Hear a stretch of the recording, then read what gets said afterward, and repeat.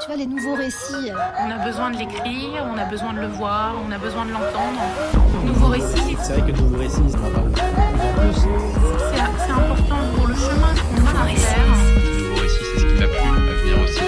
Ils sont nouveaux, ces récits. Nouveau récit. Un premier constat qui nous a beaucoup alerté, qui était le chiffre de l'épargne en fait en France. On parle de 6 000 milliards.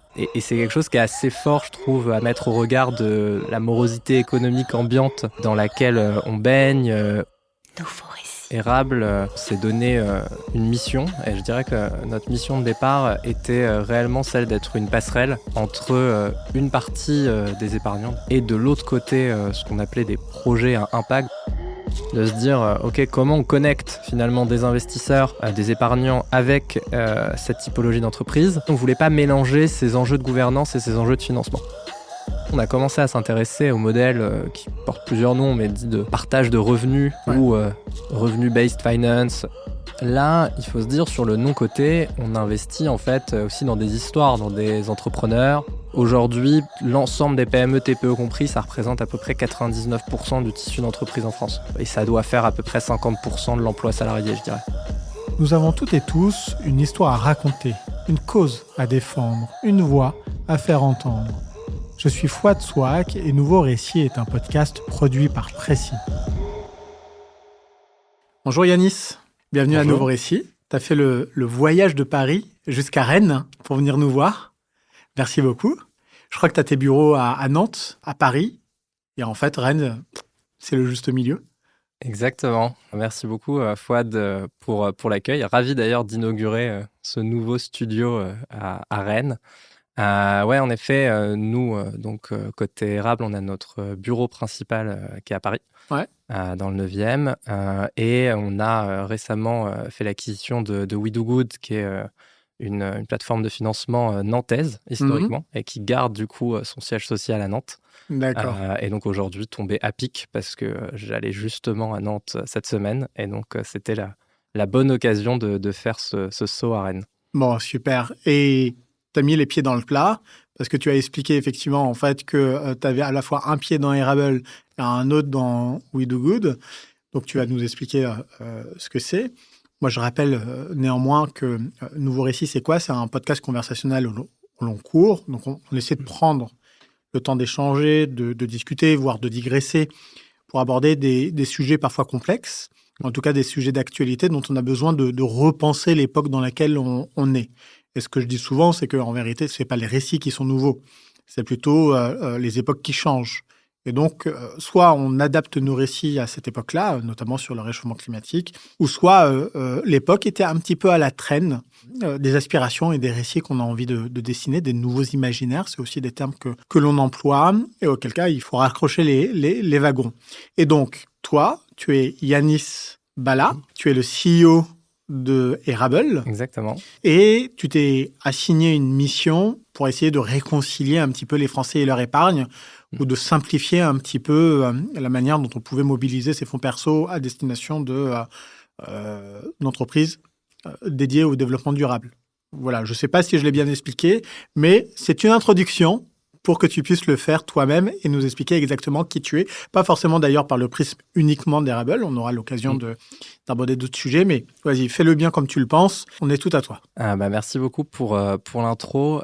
Effectivement, Érable s'est donné une mission, et je dirais que notre mission de départ était réellement celle d'être une passerelle entre une partie des épargnants et de l'autre côté ce qu'on appelait des projets à impact, donc le terme est vague, mais qui désignait essentiellement des startups avec une ambition d'impact environnemental et ou social pour leur permettre finalement d'apporter des fonds à ces sociétés-là, de placer dans ces sociétés-là pour qu'elles se développent. Et je dirais que cette vision de départ, elle naît de deux constats. Un premier constat qui nous a beaucoup alerté, qui était le chiffre de l'épargne en fait en France. On parle de 6 000 milliards en France. Ouais.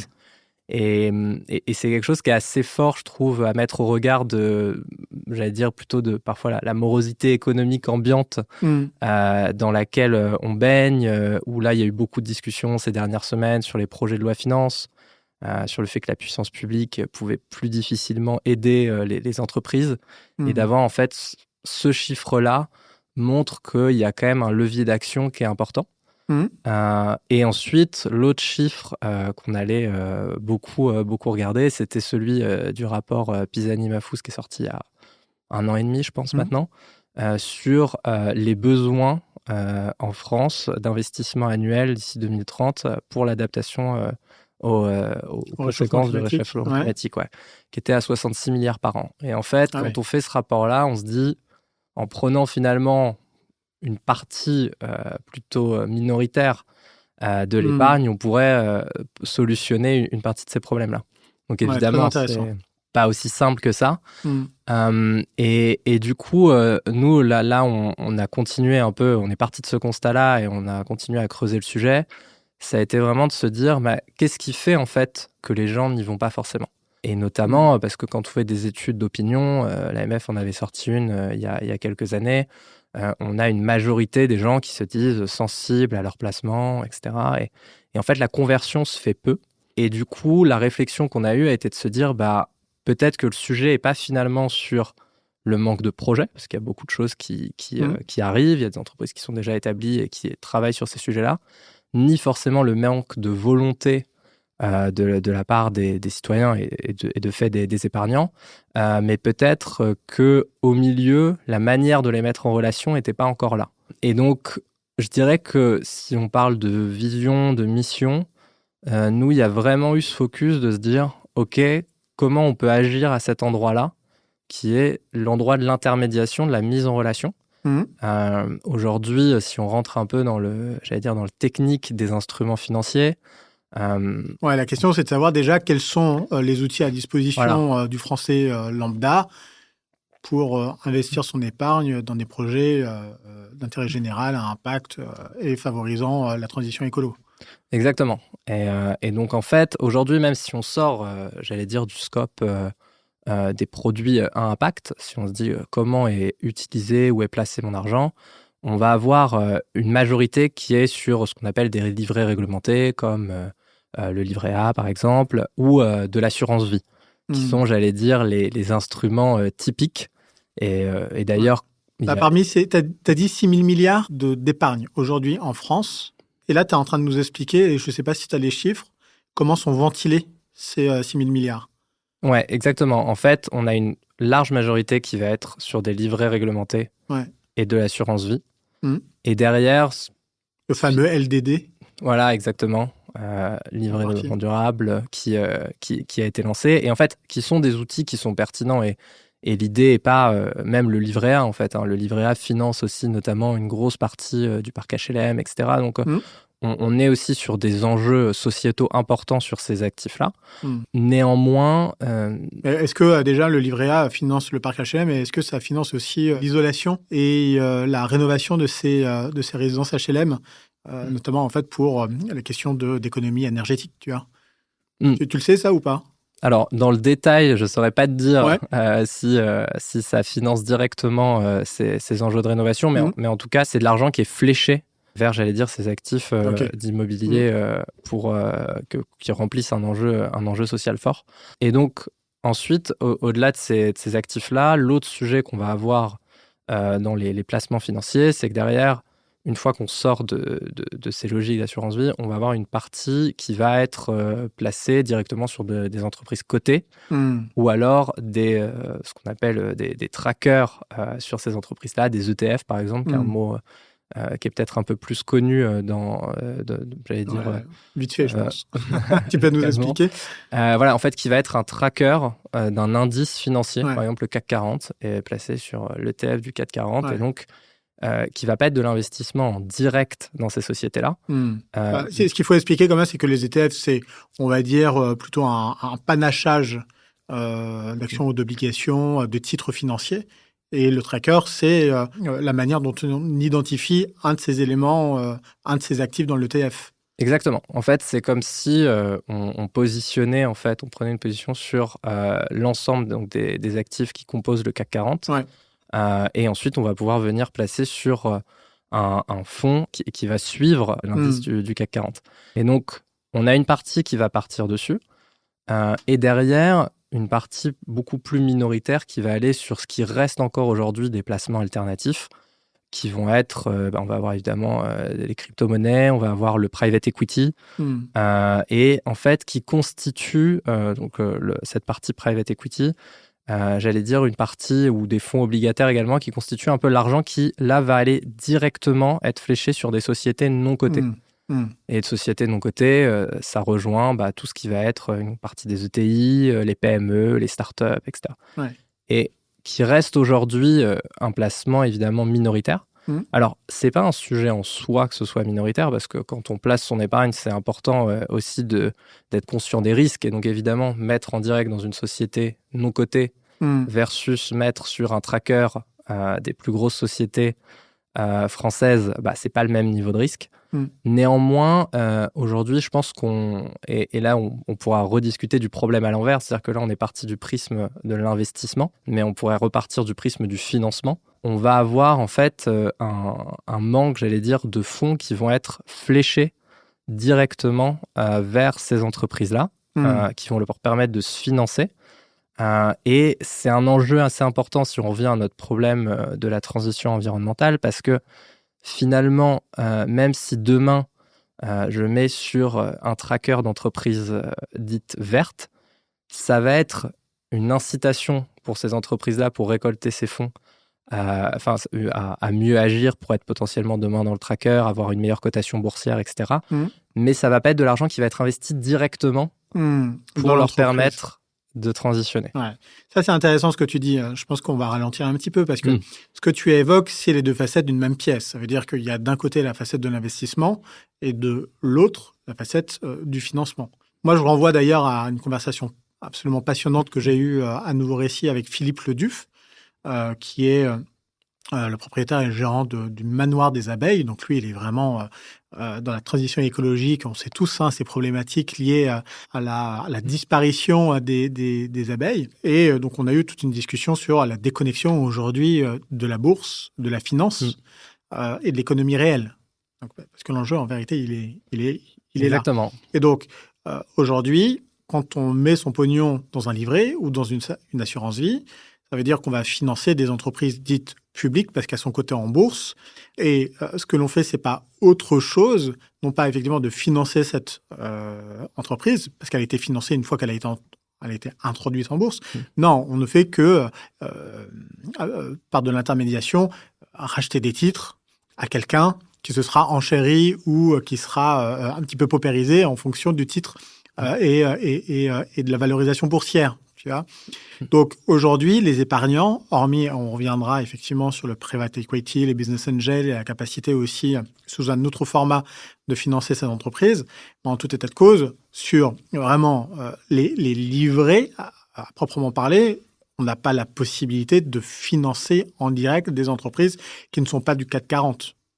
Alors, en plus, si on reprend l'assurance vie, on a quand même une majorité sur l'assurance vie qui part sur du support euro. Oui. Et donc là, du monétaire, du monétaire et qui va financer aucune entreprise. Mais oui.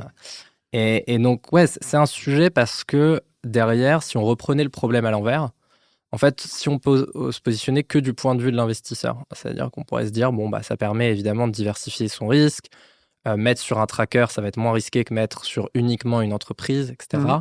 Par contre, si on se positionne du point de vue du besoin en financement, et donc on repart du chiffre du départ sur le rapport Pisani-Mahfouz, on sent aujourd'hui, et même on le voit au niveau des PME, du nombre de défaillances qu'on a, on est sur quasiment 30% de défaillances supplémentaires par rapport à 2019, qui est un peu le référentiel pré-Covid sur les PME. Il y a un vrai enjeu du financement de ces entreprises-là. Et donc, on se retrouve un peu... Quelle dimension, à peu près, ces entreprises en termes de taille d'entreprise? Alors, quand on parle de PME par rapport à des CTI, ça regroupe un large scope parce que ça intègre aussi tout ce qui est TPE, donc des entreprises de moins de 10 salariés. Et donc, aujourd'hui, l'ensemble des PME, TPE compris, ça représente à peu près 99% du tissu d'entreprise en France. Et ça doit faire à peu près 50% de l'emploi salarié, je dirais. Donc, c'est quand même un enjeu sociétal fort. Et c'est aussi, si on revient au sujet de la transition, des boîtes qui ont un impact assez fort parce que sur beaucoup de sujets de la transition, je prends l'exemple de l'économie circulaire, on va être sur des enjeux assez décentralisés, d'avoir la capacité à avoir des acteurs qui localement arrivent à transformer un peu les modèles de consommation, ou comment même vont se fournir des boîtes un peu plus grosses. Et donc, on a un vrai enjeu de ce point de vue-là, de se dire comment on permet à ces boîtes-là de se financer, d'agir sur des enjeux de transition comme peut être par exemple la circularité de nos modèles. Et aujourd'hui, en fait, on se rend compte que ces entreprises-là, en fait, une bonne partie d'entre elles, elles sont plutôt en souffrance, en difficulté pour aller chercher des financements. Or, on le voit, on a un potentiel au niveau de l'épargne qui est important.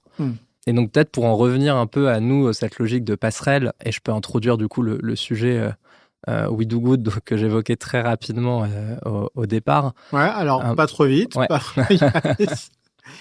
Parce que donc aujourd'hui, quelle est l'alternative réelle pour moi, par exemple, ayant envie, je sais pas, j'ai 1000 euros d'épargne et je me dis j'ai envie de transformer ces 1000 euros en financement pour une entreprise pas très loin de chez moi qui aurait, je sais pas, en fait, des besoins, peu importe. J'ai envie d'investir ces 1000 balles aujourd'hui sur une entreprise. Je fais comment? Alors, aujourd'hui, si tu as 1000 euros que tu veux positionner, par exemple, on est à la passerelle, disons que tu vois une entreprise en face qui est non cotée et dans laquelle tu veux investir, tu as plusieurs options qui peuvent s'offrir à toi et ça va dépendre aussi de ce que peuvent te proposer les dirigeants. Aujourd'hui, les modes de financement, j'allais dire, qui sont le plus connus, les modes d'investissement les plus connus, ça va être ce qu'on appelle du coup de l'investissement en capital. Donc, c'est-à-dire que l'entrepreneur va te céder des titres de son entreprise en échange de son investissement. Donc, ça sous-entend qu'il va poser une valorisation de son entreprise. Il va dire, voilà, j'estime que ma boîte aujourd'hui vaut 2 millions, par exemple. Et en échange de tes 1000 euros, voilà combien de titres je peux te donner. C'est un processus qui fonctionne bien sur une partie des entreprises à financer, qui a connu quand même un vent de popularité, je dirais, ces 10 dernières années avec l'essor du venture capital en France, de plusieurs plateformes de crowd equity aussi qui se sont lancées et qui, je dirais, sur une partie du mon côté, reste quand même le plus connu. Ça nécessite de faire une ouverture de capital. Donc, c'est quand même un enjeu qui n'est pas anodin. À la fois pour l'investisseur et pour le porteur de projet, parce que ça a un impact sur la gouvernance. On cède des titres de sa boîte, donc on va diluer en fait sa participation dans sa propre entreprise. Donc souvent, c'est pas des décisions qui se prennent à la légère. Et sur certaines boîtes, on va souvent aussi avoir cette logique de se dire le ticket minimum que je peux accepter sur mon tour, il va pas être de 1000 euros. Pour éviter de se retrouver avec 500 investisseurs, si tu veux lever un demi-million et qui mettent tous 1000 euros. Donc, parfois, il peut y avoir aussi, j'allais dire, un minimum requis qui peut être un peu trop important pour certains portefeuilles. Avec mes 1000 balles, je fais rien, quoi. Maintenant, tu peux avoir des plateformes qui vont t'aider à positionner tes 1000 euros, mais ça peut être un peu délicat de rentrer sur, j'allais dire, n'importe quel projet. Ensuite, tu vas avoir un autre outil qui va être pareil, mais qui est une émission d'obligation. Donc, l'entreprise peut émettre une obligation, donc un titre d'obligation, pareil. Et tu peux donc souscrire à ce titre d'obligation. Et en échange, tu vas avoir droit à ce qu'on appelle un coupon. C'est-à-dire qu'elle va s'engager, par exemple, pendant 3 ans, à te verser un coupon de X% par rapport à ton investissement de départ. Donc ça, c'est un peu le deuxième mécanisme qui existe. Parce qu'il est vrai, et il faut quand même le rappeler, c'est qu'il y a des contraintes pour l'entrepreneur qui va ouvrir son capital, qui va diluer sa prise de participation et surtout de décision en fonction du nombre de personnes, enfin bref, un certain nombre de critères. Mais pour l'investisseur que je suis ou pour le petit épargnant, il y a celui qu'on n'a plus du tout en fait de liquidité à sortir en fait de cette participation dans l'entreprise. Donc, je ne peux pas sortir du jour au lendemain en demandant à l'entrepreneur de me rembourser plus les intérêts, sans compter les risques de défaillance de l'entreprise si elle se lance ou tu vois. Donc, exactement. Pour moi, petit épargnant, je me dis est-ce que ça, en tout cas d'un point de vue vraiment pécunier, est-ce que ça a un intérêt? Sur le titre de capital, ouais, évidemment. Et c'est d'ailleurs pour ça que c'est toujours important, et je le dis, dans la ventilation de son épargne privée, de toujours allouer un pourcentage raisonnable sur cette typologie d'investissement. Parce qu'en effet, on reprend l'exemple de la boîte en face de la passerelle, si elle ferme demain, ton titre Il vaut plus rien. n'a plus de valeur si l'entreprise est en liquidation. Et ensuite, il y a le sujet de la liquidité, qui est, je pense, c'est un point très important à évoquer, qui est de dire, sur une entreprise qui se lance, par exemple, c'est-à-dire que dans les packs d'actionnaires, on va souvent mentionner le fait que les entrepreneurs s'engagent sous 5 ans à essayer de trouver une porte de liquidité aux investisseurs. Dans les faits, on a quand même beaucoup de boîtes sur lesquelles, au bout de 6, 7, 8 ans, la porte de liquidité est toujours pas là. C'est pas, j'allais dire, faut pas blâmer. Pas si grave, oui, quoi. c'est ça, blâmer les entrepreneurs pour ça, parce qu'en fait, un business qui se lance, c'est aussi beaucoup d'imprévus, des pivots, des contrats qui finalement se décalent dans le temps, etc. Des investissements nouveaux. Voilà. Et donc, c'est pas, comme dire, c'est pas fait en un jour. Il faut être prêt en tant qu'investisseur sur cette typologie de titres à avoir des durées qui sont importantes et du coup des horizons de liquidité, des horizons de sortie qui ne vont pas être dans l'immédiat. Donc, et c'est vrai que c'est une approche qui est assez différente, à laquelle on n'a pas forcément toujours été, j'allais dire, on ne nous a pas toujours forcément mis dans cette situation-là en France. On est moins, j'allais dire, un pays d'investisseurs que dans d'autres régions, et où cette logique-là peut être parfois un peu difficilement appréhendée. Mais Alors après, c'est vrai, et je pense en fait que la notion que je vais évoquer est quand même une notion centrale dans tous nos efforts de transformation et de modification de la manière dont on vit, c'est celui du temps. C'est qu'il y a un moment donné, il va falloir en fait que l'on relativise aussi la manière dont on peut récupérer un peu de notre dû. C'est celui, d'ailleurs, j'en parlais dans un autre épisode de Nouveau Récit avec Simon Letourneau, le CEO de Carbo. Lui, tu connais, donc il a une boîte qui calcule notre impact carbone, aussi bien pour les particuliers que pour les entreprises. Donc c'est un bon indicateur, ça, pour savoir quel est notre impact et comment on fait pour le réduire. Mais c'est vrai, on faisait un peu l'éloge du temps et le fait de devoir un petit peu diminuer nos attentes de rétribution rapide, de satisfaction aussi de notre désir instantané, et que, contrairement, et je pense que c'est toute la différence que l'on doit faire entre l'économie réelle et la finance, la bourse, c'est que d'un coup d'un seul, sur un peu de chance à la bourse, on peut gagner beaucoup d'argent en très peu de temps. C'est très peu de personnes qui y arrivent, mais c'est possible. Alors que pour financer l'économie réelle, on sait qu'il ne faut pas simplement, on parle souvent de ces entreprises qui doivent passer le stade des 3 ans. En réalité, c'est pas 3 ans, c'est plutôt 5 ou 10. L'âge de maturité d'une entreprise, elle est plutôt autour des 10 ans. Donc, il faut quand même lui laisser le temps de maturer, de grossir, de se développer. Et donc, pendant ce temps-là, on n'a pas trop envie d'aller lui enlever les fonds dont on aurait besoin pour continuer son développement. Et donc, de se dire, je vais encore patienter un petit peu. Mais c'est difficile, en fait, de se dire, ah oui, mais en fait, le pognon que j'ai mis, mes billes-balles, je vais les récupérer dans 10 ans. Ouais, et nous, c'est un des sujets sur lesquels on a pas mal travaillé et on a cherché à s'attaquer.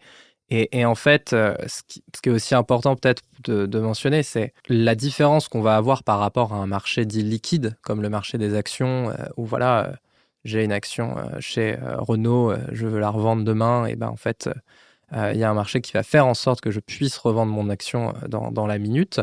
Là, il faut se dire, sur le non-coté, on investit en fait aussi dans des histoires, dans des entrepreneurs, dans des boîtes qui... et en fait, si on reprend l'exemple de l'entreprise d'à côté, j'investis demain, je dis volontairement, dans le garage en face de chez moi. Et oui, il peut y avoir 1000 trucs qui arrivent, quoi. C'est-à-dire... si demain, je dis une bêtise, il y a un problème sur une partie de son outillage qui ne peut plus réparer de voiture pendant 3 jours, oui, directement, ça va infecter en fait ma performance. Donc, on est vraiment, quand on fait du non-coté, on est raccroché au réel, et c'est évidemment un risque à prendre en compte, qui est un risque de liquidité, enfin d'illiquidité plutôt, qui est aussi un risque, comme on dit, de perte en capital parce que l'entreprise, par exemple, fait défaut. Donc, on est directement dans du concret. Et nous, en fait, si je reviens à ce sujet de passerelle un peu, de se dire, OK, comment on connecte finalement des investisseurs, des épargnants avec cette typologie d'entreprise. Ce qui nous intéressait dans la logique de l'investissement capital, c'était le côté on est un peu dans le même bateau, qu'on trouve pertinent, notamment sur des sujets à impact, de se dire, en fait, l'investisseur, il va pouvoir, le porteur de projet, il va pouvoir avoir une communauté à ses côtés qui est aussi intéressée au succès de son entreprise, à la réussite de son business model et de sa volonté d'impact. Et donc, nous, on voulait garder un peu cet aspect-là, de dire OK, on a un intéressement à la réussite de la boîte, mais on voulait proposer quelque chose où on pouvait potentiellement avoir une porte de liquidité plus intéressante. Et un deuxième élément qui était, on ne voulait pas mélanger ces enjeux de gouvernance et ces enjeux de financement. Et donc, on a commencé à s'intéresser au modèle qui porte plusieurs noms, mais dit de partage de revenus ou revenue-based finance, même si ça peut être utilisé dans plusieurs cadres, et qui sont en fait très concrètement une logique de dire, en échange de son investissement, l'apporteur de fonds va pouvoir récupérer un pourcentage du chiffre d'affaires brut de l'entreprise tous les trimestres. On pourrait imaginer tous les mois, tous les ans. Donc nous, côté We Do Good, on le fait tous les trimestres, et ce, sur une durée déterminée. Et donc, la durée va dépendre de la maturité de la boîte, parce que si on est sur une boîte qui est en début de revenu, évidemment, on va faire en sorte que le contrat soit un peu plus long pour que ça permette d'avoir un retour plus intéressant pour l'investisseur. Si on est sur une boîte plus mature, on peut avoir des contrats plutôt en 3 ans. Et donc, le principe est assez simple quand on l'explique. Parfois, pour des personnes un peu plus dans l'univers financier, elles ont du mal à l'appréhender parce qu'elles essayent toujours de mettre dans une case. Mais on est en fait sur un modèle où on garde ce côté intéressement à la réussite de la boîte, parce que plus la boîte fait de chiffres, plus c'est intéressant pour moi. Et on garde ensuite un intérêt, j'allais dire double, pour l'investisseur, de se dire, potentiellement, je peux commencer à avoir une liquidité progressive, parce que si au trimestre 1, même si la boîte fait un peu de chiffres, je vais récupérer un peu. Et pour le porteur de projet, on est sur quelque chose qui lui permet de rallier, j'allais dire, à sa cause, à son financement, c'est intéressant, un pool d'investisseurs, sans pour autant rentrer dans des enjeux de dilution et sans pour autant avoir le côté inconditionnel qu'il y a dans le remboursement, par exemple, de prêts bancaires. Ou de dette, où en fait, si par exemple je fais pas de chiffres l'été parce que j'ai pas d'activité, j'ai pas d'activité, je suis dans une zone désertée l'été, et je me retrouve pas à devoir quand même payer une mensualité qui est complètement décorrélée de mon activité. Et donc en fait, c'est une alternative qui est pas si nouvelle. Je disais au début, c'est des récits qui sont faits finalement, que l'histoire est la même qu'il y a quelques temps, juste les histoires sont différentes. C'est un peu cette logique-là, où cette logique de partage de revenus, en fait, elle existe dans plusieurs industries depuis assez longtemps. La musique, les jeux vidéo, etc. C'est un modèle où dans les pays anglo-saxons, ça s'est beaucoup plus développé, mais qui était, j'allais dire, moins présente sur la France. Et donc, nous, quand on a commencé à s'y intéresser, c'est là où on a découvert We Do Good, et qui faisait ça, en fait, depuis, j'allais dire, une dizaine d'années. Essentiellement sur des entreprises, j'allais dire, économie sociale et solidaire, plutôt des TPE, avec un ancrage territorial, et en fait, qui avaient, j'allais dire, fait évoluer ce modèle au fur et à mesure des années, de leur expérience, des réussites comme des échecs qu'ils avaient pu avoir. Et donc, on a pu, j'allais dire, hériter d'un vrai travail, j'allais dire, de recherche, au-delà des financements qui avaient déjà été faits, sur comment développer en fait ce modèle, comment en faire... c'est un contrat en fait entre des investisseurs et des porteurs de projets qui répondent aux enjeux et aux paramètres des deux parties, quoi. Ok, donc We Do Good a un portefeuille d'entreprises dans lequel on peut investir. Il y a une contractualisation, ou alors est-ce que c'est des appels d'offres ou des appels à projets? Est-ce que ça vient financer un projet d'investissement au sein des entreprises? Concrètement, comment ça exactement. fonctionne? Alors en fait, je dirais que la base est cette logique du partage de revenus, en fait, qui est proposée sur We Do Good. Et derrière, il y a 2 applicatifs. Un premier qui est une plateforme, on pourrait appeler de crowdfunding, qui est en fait des projets qui sont en levée de fonds sur ce modèle-là, et du coup qui font des appels de fonds et auxquels tu peux venir souscrire à partir de 100 euros sur telle entreprise ou telle autre, ou même mettre sur les différentes entreprises proposées ce qui te paraît pertinent. Et on a aussi une partie de notre activité qui va être complètement, j'allais dire, privée, qui sont en fait des entrepreneurs qui font appel à nos services pour mettre en place cette typologie de financement avec des investisseurs ou des partenaires qu'ils ont identifiés et où ils veulent ouvrir qu'à ce cercle restreint, en fait. Parce qu'en fait, au-delà de la partie, j'allais dire, crowdfunding, plateforme de financement, il y a aussi tout cette expertise sur la partie partage de revenus qui intéresse. D'accord. Donc il y a un modèle en fait qui a été développé. Exactement. Il y a la possibilité soit en fait de l'ouvrir au grand public, ou soit d'avoir une sorte de classe d'actifs ou de, je sais pas, en fait un outil pour un certain nombre de personnes dans un réseau réduit.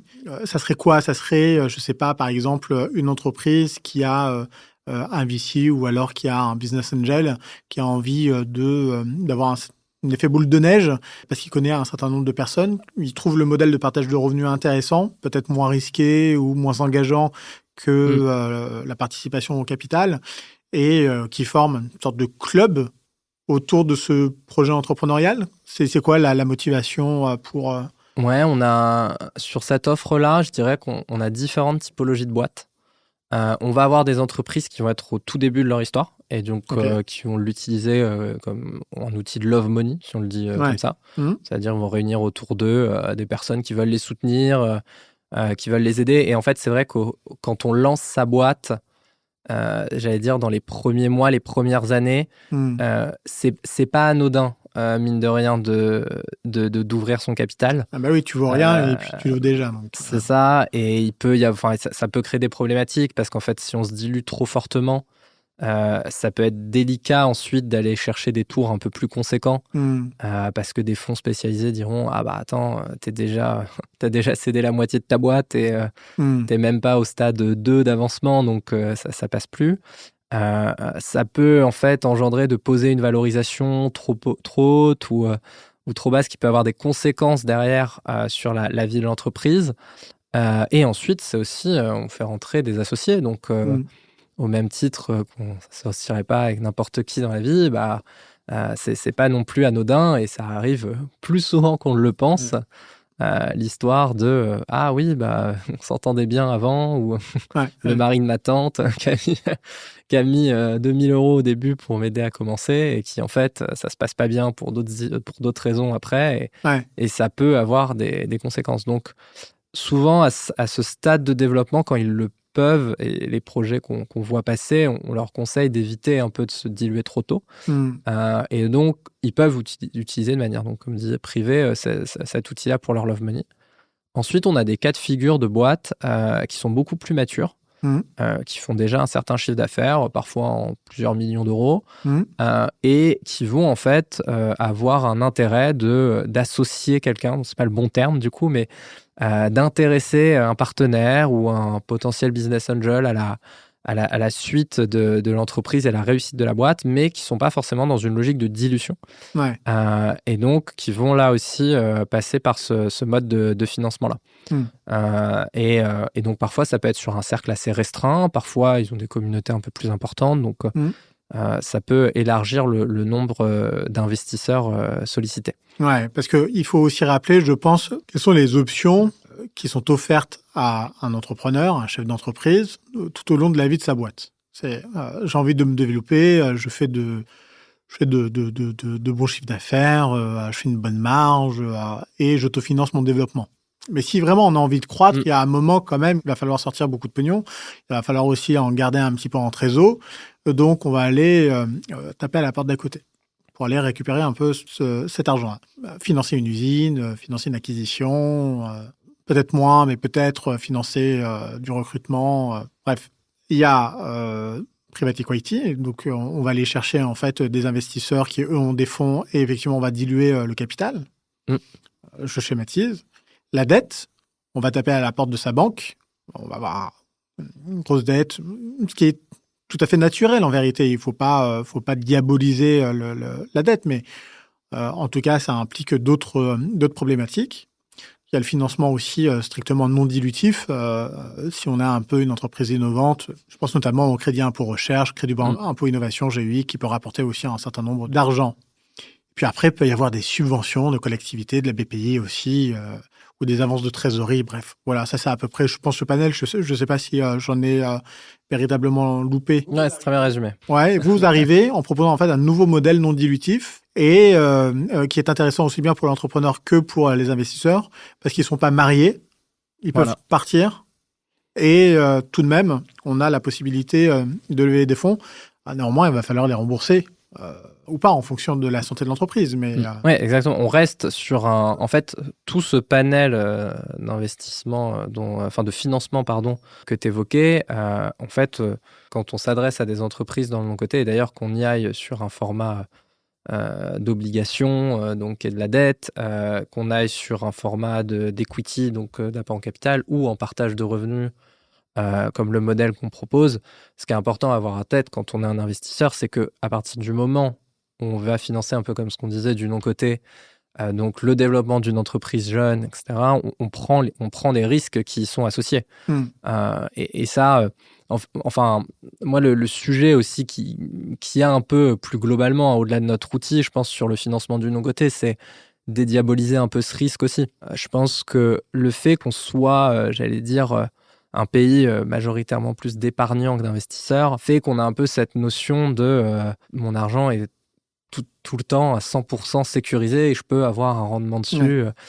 Et en fait, on ne cherche pas forcément, quand par exemple on nous propose de placer l'intéressement quand on est dans un grand groupe ou autre, on ne cherche pas forcément à détailler un peu d'où viendrait ce pourcentage, cet intérêt, cette plus-value qu'on peut aller récupérer. Et ça vient d'où? Est-ce que là, je te coupe, mais ça vient d'où en fait? C'est cette culture française de ne pas parler d'argent, de vouloir épargner plutôt qu'investir et de diaboliser un peu aussi en fait toutes les histoires autour du fric. C'est une bonne question. On peut émettre des hypothèses sur le pourquoi. On a toujours eu un peu cette image de pays malthusien, donc plutôt culture paysanne. Voilà, on cherche. Et d'ailleurs, il n'y a aucun jugement de valeur dedans. Hein. Je pense que dans ma famille, ils sont majoritairement beaucoup plus comme ça qu'à l'inverse. Ouais.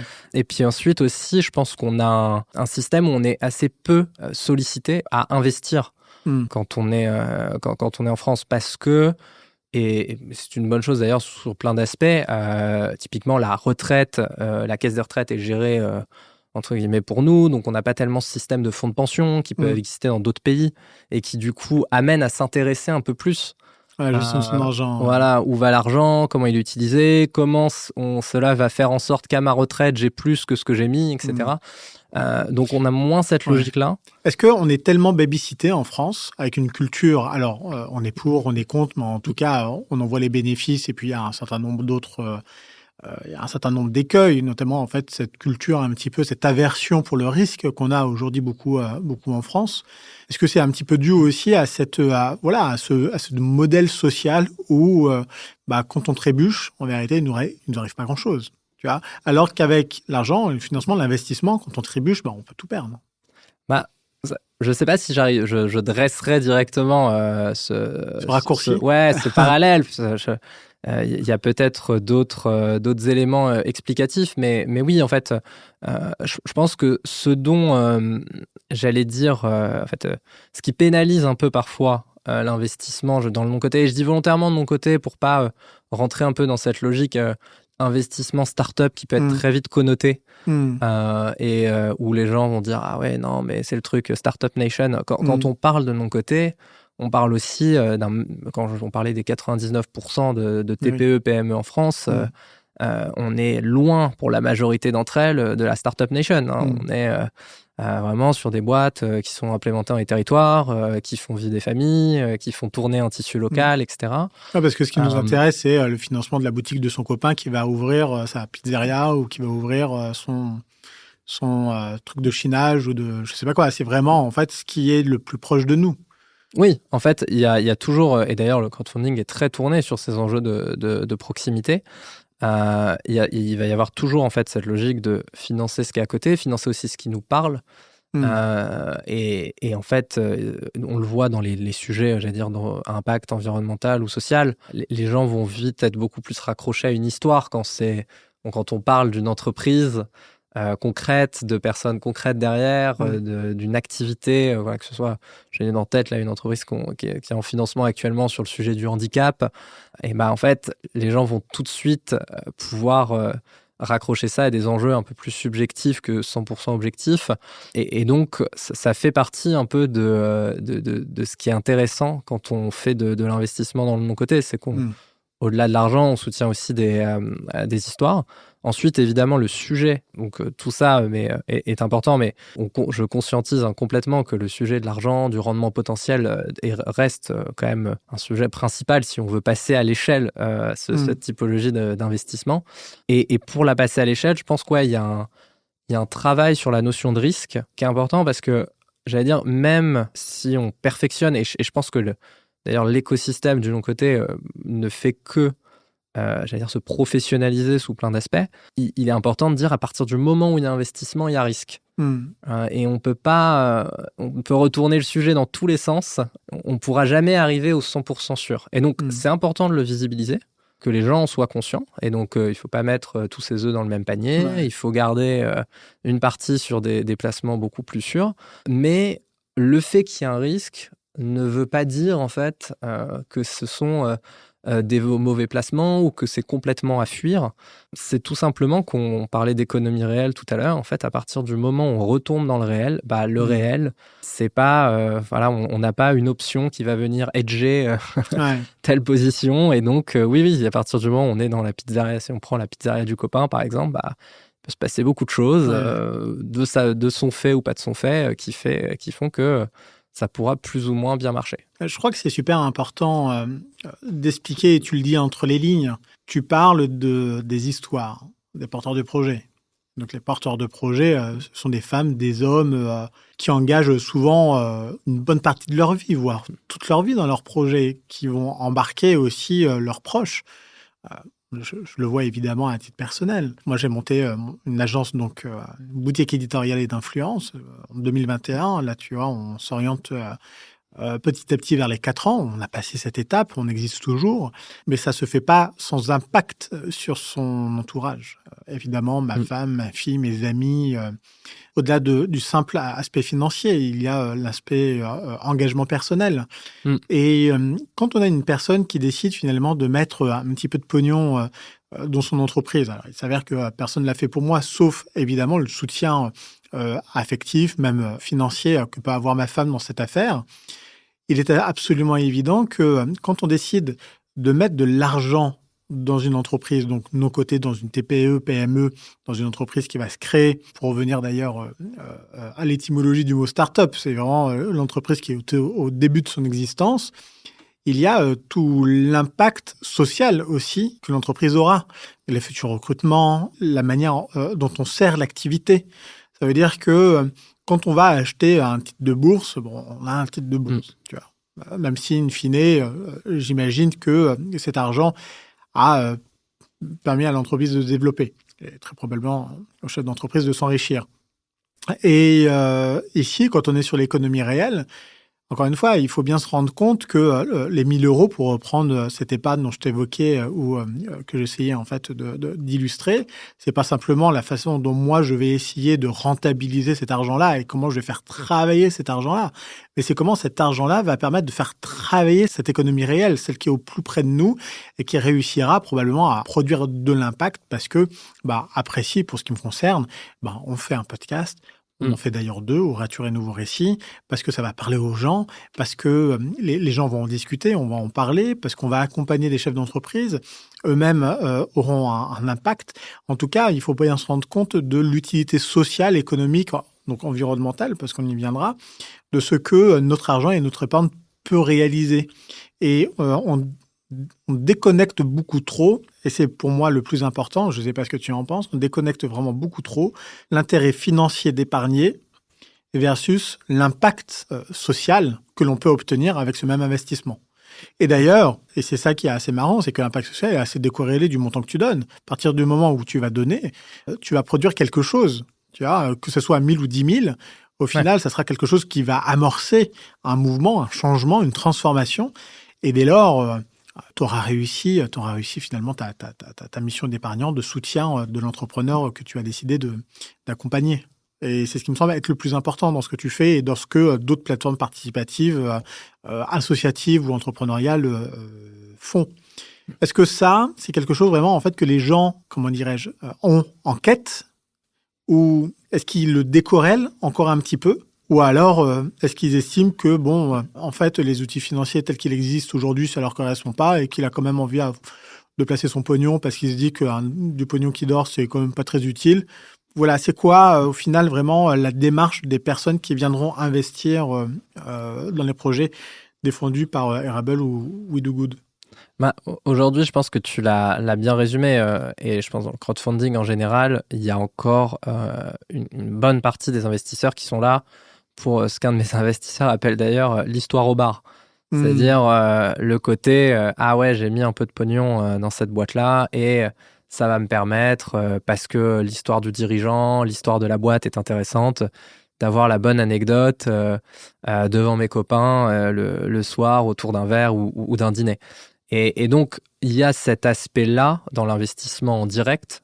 Donc, je dis crowdfunding, mais ça peut être sous aussi d'autres formes, qui est, en fait, je m'embarque dans une histoire, qu'importe le titre ou le contrat que j'ai avec le porteur de projet, je le soutiens dans cette histoire-là, j'en fais partie, et donc j'ai un peu cette histoire, et comme tu le disais, cet impact indirect via mon argent sur ce qu'il va être capable de produire et de laisser comme trace dans son environnement, dans la société. Et en fait, le sujet financier revient un peu, je pense, sur le devant de la scène à partir du moment, tu vois, c'est un peu comme si on se traçait une courbe de Gauss, voilà, pour ceux, la courbe en cloche, et qu'on se disait, bon, là, on a un peu nos early adopters, les 7-8% qui sont prêts à y aller, voilà, qui, soit parce qu'ils ont un capital suffisant, soit parce que voilà, ils ont peut-être plus cet intérêt dans soutenir des histoires ou prendre ce risque.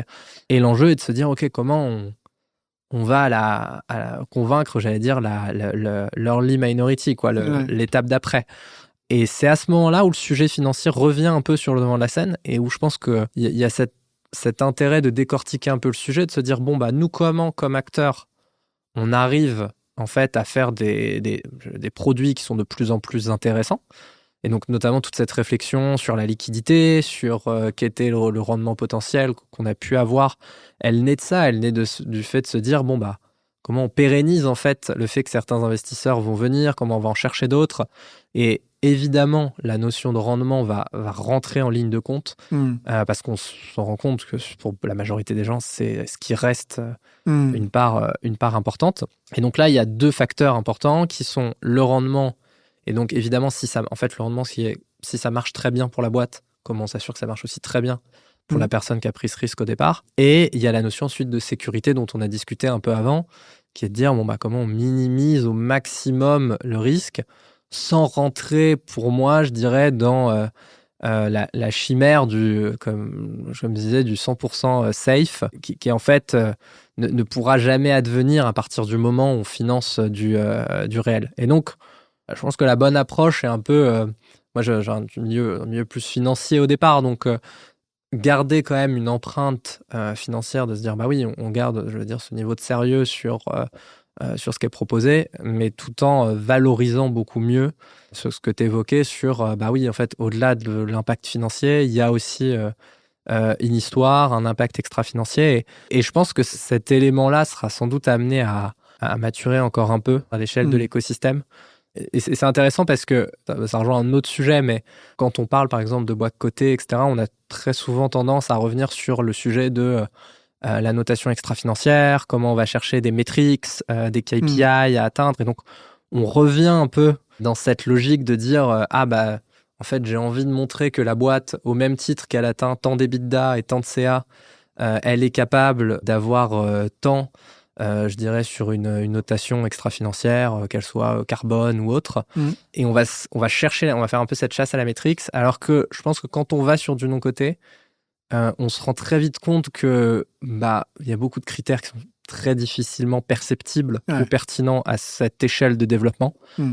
Et donc, finalement, l'impact, qu'il soit social, environnemental ou sociétal, il est avant tout qualitatif plus que quantitatif, ou en tout cas, il s'exprime mieux à travers une histoire, raconter un peu ce que fait la boîte, etc., ce qu'elle ambitionne de faire. Et donc, je pense que il y a un vrai sujet à se dire comment on met mieux ça en avant. Ouais. Et on le retranscrit mieux aux investisseurs. Ouais. Et je pense aussi que c'est très subjectif en vérité. Parce qu'entre un épargnant et un autre, un investisseur et un autre, les indicateurs ou les critères sont aussi assez différents. Peut-être que certains donneront beaucoup d'importance au rendement, tandis que d'autres donneront peut-être un peu plus d'importance à l'impact, justement, au résultat extra-financier. Moi, il y a plein de questions qui arrivent. J'en ai une technique et une philosophique. On va commencer par la technique et après, je continue par la philosophique. La première, c'est est-ce que dans les critères d'éligibilité des entreprises qui sont accompagnées ou qui ont vocation à être accompagnées, il y a le fait, par exemple, d'être entreprise à mission ou d'avoir vocation à être entreprise à mission ou alors de répondre à ces problématiques et à ces critères d'impact extra-financier comme le CSRD pour les très, très grandes entreprises ou comme une notation, alors on n'a pas obligé de l'être pour être évalué, mais je pense notamment en fait à B Corp, à l'évaluation B Corp, c'est-à-dire on peut avoir le label B Corp, mais vu que c'est très compliqué d'être labellisé, qu'en plus maintenant il faut payer peut-être $2 500, un truc comme ça pour avoir le label en plus d'être audité, tout le monde peut aller sur la plateforme, avoir sa note. Effectivement, en fait, c'est que du déclaratif, mais en tout cas, ça donne à peu près le niveau auquel on se situe. Est-ce que ça, c'est des choses que vous avez intégrées ou pas? Et donc, il y a de détailler si ça a été fait ou même si ça n'a pas été fait, pourquoi et ce que vous comptez faire. Et puis après, la deuxième chose, on voit bien qu'il y a cette séparation entre, d'une part, ceux qui investissent au capital, et ceux qui s'investissent dans le projet, et notamment un peu laborieux, les travailleurs, tu vois, les collaborateurs qui vont participer aussi, contre rémunération, tout ça. Et parfois, ils seront d'ailleurs intéressés, mais qui vont participer au développement de la boîte. Et tu vois bien, aujourd'hui, dans les grandes entreprises, entre eux, on a les patrons d'un côté parce qu'ils sont méchants, ce sont les vieux capitalistes, et puis les classes laborieuses avec les collaborateurs qui participent tout autant, pas avec les mêmes contributions, mais qui participent tout autant au développement de la boîte. Donc, la question, c'est de savoir comment sont considérées ou comment sont évaluées les contributions à la fois de ceux qui participent au capital et qui doivent soutenir l'activité de l'entreprise, activité, financement, investissement et décision, et de l'autre côté, les collaborateurs qui pourraient aussi être intéressés par ces mécanismes de financement ou d'intéressement ou de partage du revenu et que tu évoquais tout à l'heure. Alors, je peux commencer par la technique ou la philosophique? Comme tu veux. Non, si je commence par la philosophique, si je prends à l'envers et de se dire, OK, il y a toujours cette distinction capital-travail, en fait, finalement, et qui vient, je pense, pas mal depuis la révolution néolibérale dans les années 80, de OK, quelle est ma part de rémunération? Et on voit d'ailleurs dans notre génération, il y a quand même une croissance de la prise de conscience de OK, quel est le poids du capital dans mes revenus globaux au-delà du poids de ma rémunération de travail. Et c'est un vrai aspect à mettre en œuvre, en fait, parce que la répartition à la fois en termes de gestion d'entreprise, de comment je flèche entre ce qui va vers de la rémunération, donc du salaire et autres, de l'intéressement, la participation, et des dividendes, quand on parle d'actionnariat, c'est des choix stratégiques et qui ne sont pas aussi simples que un peu cette polarisation qu'on peut avoir d'un côté, ça c'est pour aller rémunérer les méchants actionnaires et de l'autre côté, comme tu disais, la classe laborieuse, parce qu'en fait, dans beaucoup de situations, on s'en rend pas forcément compte, mais beaucoup d'actionnaires, in fine, c'est un peu une loupe, mais c'est aussi beaucoup de salariés d'autres entreprises ou qui sont les petits actionnaires de ces boîtes-là. Après, évidemment, il y a des cas particuliers de gros pools d'actionnaires. Ce qui est important, je pense, et j'en reviens un peu à cette logique du partage de revenus, pour moi, c'est vraiment la sensation d'équité sur le partage de la valeur. Et de se dire, est-ce que je me sens considéré, que je sois actionnaire ou que je sois salarié, par rapport à ma contribution initiale, par rapport à ce qui a été généré. Et donc, je pense notamment, et si je reviens un peu plus sur des boîtes du non-côté où il y a beaucoup moins cette logique de l'intéressement, où cet intéressement se met en place un peu plus tardivement quand quand l'entreprise commence déjà à rouler. Il y a sans doute le besoin de mécanismes un peu plus simples. Typiquement, il y a certains postes, par exemple les commerciaux, où finalement cette distinction est beaucoup plus facile à faire. Absolument. Parce qu'ils vont avoir leur salaire de base et ensuite, hop, on leur met un intérêt, un variable direct par rapport à ce qu'ils signent. Et je pense qu'il y a un peu cette logique-là à aller chercher à l'échelle d'une boîte, en fait.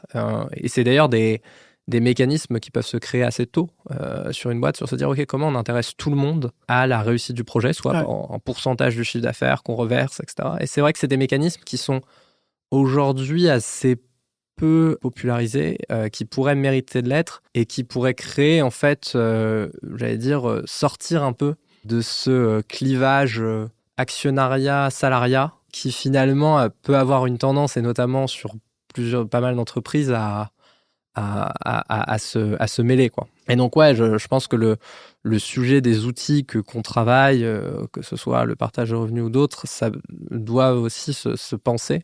Et nous, on le voit sur des boîtes qu'on accompagne qui utilisent notre outil de manière un peu plus privée, doivent aussi pouvoir se penser sur comment on intéresse les différentes parties prenantes. Et évidemment, les collaborateurs sont une des premières parties prenantes, si ce n'est la plus importante d'un projet. Ouais. Alors, t'oublies pas la réponse à la première, la technique, oui. À la première question. Et là où je voulais en venir, justement, en fait, c'était que si tu as en vente ou si on propose de nouvelles manières de contribuer, non pas à la performance, mais au développement d'entreprise grâce à l'investissement et en mobilisant l'épargne des Français, il y a la possibilité, à côté de cela, d'inventer de nouveaux modèles de gouvernance. Alors, on peut penser au scope ou je ne sais pas à quoi, mais en tout cas, la manière dont les parties prenantes, les différentes parties prenantes, associées à de nouvelles formes d'actionnaires, épargnants individuels, peuvent contribuer en commun au développement d'une entreprise ou des entreprises ou du tissu économique local. Tu vois. Donc, je ne sais pas si tu as réfléchi à cette question-là, mais en tout cas, je pense que le modèle de financement doit pouvoir s'accompagner d'une réflexion assez profonde sur le modèle de gouvernance de ces entreprises. Et d'autant plus dans un monde, je dirais, si on prend, ça ne concerne pas l'entièreté des entreprises, mais dans plusieurs entreprises de services, on va avoir quand même sur certaines boîtes une bonne partie des collaborateurs qui ne sont plus des salariés. Qui fonctionnent différemment pour diverses raisons, mais qui vont préférer des formats en freelance, etc., pour travailler de manière différente, et où cette question se pose encore plus parce qu'on n'a pas accès aux mécanismes traditionnels d'intéressement des salariés. Et donc, finalement, c'est assez intéressant parce que ça rejoint un peu des réflexions qui peuvent exister dans des milieux très tech comme la blockchain sur le sujet des entités décentralisées, des organisations décentralisées, où c'est vrai que la question de gouvernance, en fait, se pose, c'est une question de décentralisation, en fait, qui est de dire quelle partie de la valeur ou quelle partie de la gouvernance je mets entre les mains de telle partie prenante, ou quel impact je veux que telle partie prenante ait sur la gestion et l'avenir de ma boîte. Et d'ailleurs, j'ai dit ma boîte, mais c'est peut-être un fonctionnement du passé de se dire voilà, notre boîte finalement.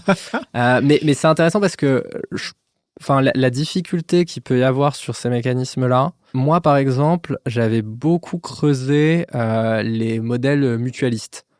À une époque, notamment parce qu'en fait, sur cette logique de partage de revenus, de logique en fait de dire comment j'intéresse mes différentes parties prenantes, je trouvais que le modèle de la mutuelle, même dans sa conception très, on prend les mutuelles agricoles post-Seconde Guerre mondiale, rejoignent beaucoup cette logique-là, de dire en fait, pas forcément sur l'investissement, mais on va mettre en commun une poche assurantielle et ensuite on va pouvoir venir aider l'un de nous si une difficulté apparaît au cours de son activité.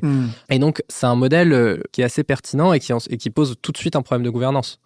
De comment est géré ce fonctionnement-là, jusqu'à quel, en fait, on pourrait même se poser la question de jusqu'à quelle taille ça fonctionne, en fait. Est-ce qu'on doit avoir un modèle avec des tailles limitées qui ne concerne qu'un certain nombre d'acteurs, où la gestion, j'allais dire, complètement décentralisée peut fonctionner. Et du coup, c'est un peu des organisations d'entreprise, je pense, qui peuvent être pertinentes. La difficulté, à mon sens, c'est comment, en tant que dirigeant, on arrive à accompagner des personnes là-dessus et comment aussi on arrive à sortir j'allais dire, de certains carcans.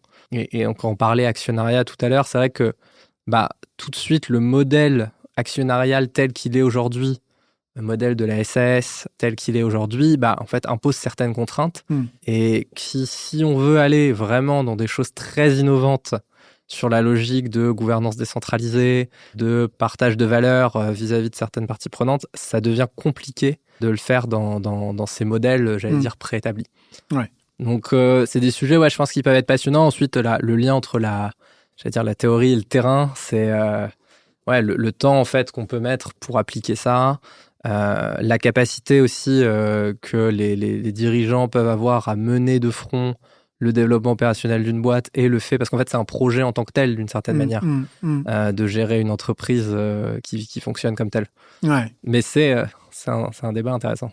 C'est un débat très intéressant parce qu'il y a celui de l'impact que l'on a évoqué, évidemment. On a désigné l'impact de manière vraiment très générique sans entrer dans la définition, dans le sujet. Tu le feras, je te laisserai le faire. Mais moi, la question aussi que je me pose, c'est de savoir, est-ce que, au final, ce sujet du développement durable, des solutions pour lutter contre le réchauffement climatique, des entreprises qui vont essayer de proposer des nouveaux modèles, notamment pour essayer de rétablir un peu plus de justice sociale. Tu as les entreprises aussi dans le domaine de l'économie sociale et solidaire que l'on a cité, qui font clairement face à des problèmes de financement. Déjà parce que, et je l'évoque, si on prend l'ESS, c'est pour elles très difficile de se faire financer sur du non-dilutif et notamment sur du crédit impôt recherche. Bon, pour ça, je les invite à se rapprocher des terres parce qu'on leur montrera que même en menant des opérations de recherche et d'innovation basées sur les sciences humaines et sociales, on a la possibilité d'avoir ce type de financement, mais il n'en reste pas moins que c'est aller chercher un mode de financement parce que les autres se tarissent ou parce que ça n'existe pas, ou parce que c'est moins attractif, parce qu'il y a moins de rendement, etc., que dans la tech ou dans l'industrie ou dans d'autres secteurs d'activité. Et donc, est-ce qu'on fait appel d'une certaine manière aussi aux épargnants, aux individus, sur ces sujets d'intérêt général, parce qu'ils sont déjà peut-être un peu plus à même ou un peu plus sensibilisés aux enjeux sociaux et environnementaux qu'ils décideront de mobiliser leur épargne? Est-ce qu'il n'y a pas le fait qu'il y a un désinvestissement de tous les apporteurs financiers, voire étatiques, sur ces sujets-là, et on se rabat un petit peu sur les épargnants? Je pense que le sujet du désengagement public, la question s'est un peu posée pour moi sur le projet de loi Finances 2025. Pour peut-être resituer, il y avait plusieurs éléments dans ce projet de loi qui étaient plutôt défavorables au crédit d'impôt pour des entreprises, et notamment pour les entreprises plus jeunes, innovantes, donc avec le statut GEI. Il mentionnait aussi que parfois sur statut GEI, et notamment sur le crédit d'impôt recherche, certaines grandes entreprises en bénéficiaient, mais globalement, ça a été assez défavorable pour beaucoup de boîtes. Pour qui c'était une source de financement et un apport de trésorerie important. Donc, il faut quand même rappeler effectivement que le GEI, c'est le Jeune Entreprise Innovante, et que le budget 2025 prévoyait la suppression du principal dispositif intéressant pour le GEI, c'était donc la suppression de la prise en charge ou de la réduction des charges patronales sur les salaires. Il y avait ça, et puis il y avait l'arrêt du crédit d'impôt innovation, qui était une version, j'allais dire, un peu plus ouverte que le crédit d'impôt recherche, sur, du coup, en fait, un crédit d'impôt sur les liés aux ressources ou aussi aux ressources financières humaines qui étaient mis sur un sujet d'innovation. Et donc, c'est vrai que ça a posé un peu la question, et j'en reviens un peu à mon chiffre du départ, qui était les 6 000 milliards d'épargne, où d'un côté, on se disait, en fait, on a une puissance publique qui est, et je ne sais même pas si c'est une volonté de désengagement ou tout simplement qui n'a plus la capacité de venir soutenir cette typologie d'entreprise. Et puis aussi, même si on le regarde tout bêtement d'un œil très externe, si on se positionne à la place de l'État français, de se dire, oui, c'est un enjeu fort de se positionner sur ces sujets d'innovation, c'est hyper important de faire en sorte que ça continue d'avancer, mais finalement, le montant du CIR ou de ce que rapportait le dispositif GEI par rapport à ce qui peut être investi par d'autres puissances sur ces sujets-là, c'était une goutte d'eau. C'est pas ce qui faisait majoritairement la différence. Et donc, la question pouvait légitimement se poser, en fait, sur ces mécanismes-là. Et du coup, on en est revenu à se poser la question de, maintenant qu'on a une puissance publique qui pourra sans doute moins assumer ça, il y a cette question de l'épargne. Qu'est-ce qu'on en fait ? Et je pense qu'on en revient un peu au côté, on disait babysitting de la dernière fois, qui est, est-ce qu'on tombe dans une logique qui est de dire, on a un besoin, prenons celui de la transition, allons piocher dans l'épargne, et puis voilà... on récupère un peu comme à un moment, je crois que la question s'était même ouverte pendant le Covid, de se dire est-ce qu'on n'utiliserait pas une partie de l'épargne pour la dette Covid et donc se dire en fait c'est un peu l'État qui sait ce qu'il faut faire et donc qui prend pour mettre en œuvre, ou est-ce que on part sur un principe qui est de dire on considère en fait les citoyens, les épargnants comme des sujets responsables.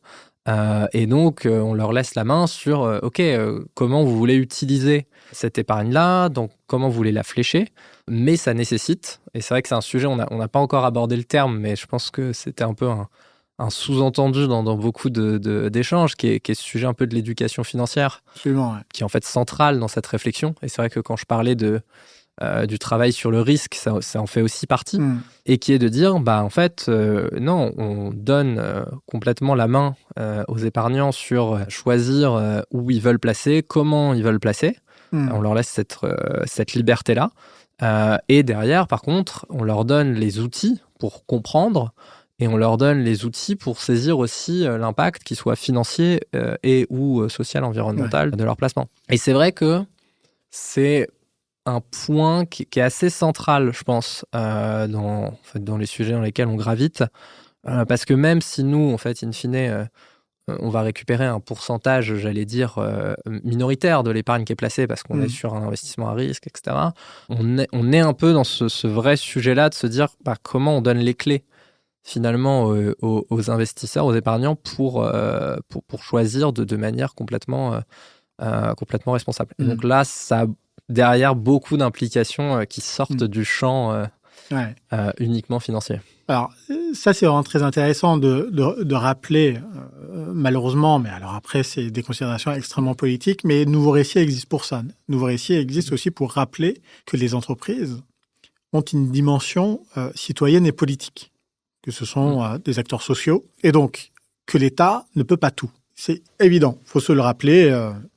L'État ne peut pas tout, l'État ne peut pas agir partout, surtout partout, tout le temps. Et j'irai même plus loin, et c'est ce que tu évoques tout à l'heure avec ce PLF 2025, alors qui n'est même pas allé jusqu'au bout, parce qu'on a eu une motion de censure. Aujourd'hui, il n'est pas encore là. Il n'est pas encore là, et donc l'État continue de se désengager. L'État s'est désengagé sur les assos, l'État s'est désengagé sur les collectivités, et là, l'État a décidé de se désengager des entreprises. Tu évoquais le CI, mais en vérité, le CI, ils avaient déjà décidé de se désengager parce qu'ils devaient arrêter au 31 décembre 2024. Et il s'avère qu'avec un certain nombre d'amendements, ils ont voulu prolonger jusqu'en 2027. Là, c'est retour à la case zéro, sauf pour les GUI, puisque s'il n'y a plus de budget 2025, au final, cette proposition de suppression de l'allègement fiscal et des charges patronales, finalement, en fait, retombe dans l'oubli. On ne sait pas si ça va être repris à l'avenir par le futur gouvernement. Mais c'est même pas des signaux faibles, c'est vraiment en fait des actes de déresponsabilisation et de retrait de l'État.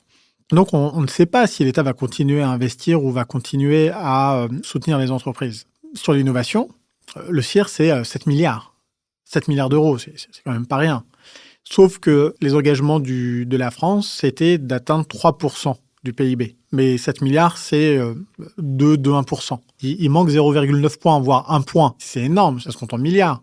Mais dans quelle mesure l'État est en mesure de poursuivre cet investissement en faveur des entreprises et d'arrêter de prendre des mesures qui vont à l'encontre de ces engagements? Et donc, c'est à ce moment-là où les particuliers, quand même, les individus, on est quand même dans une démocratie, parce que tout ça aussi, évidemment, en fait, une question démocratique.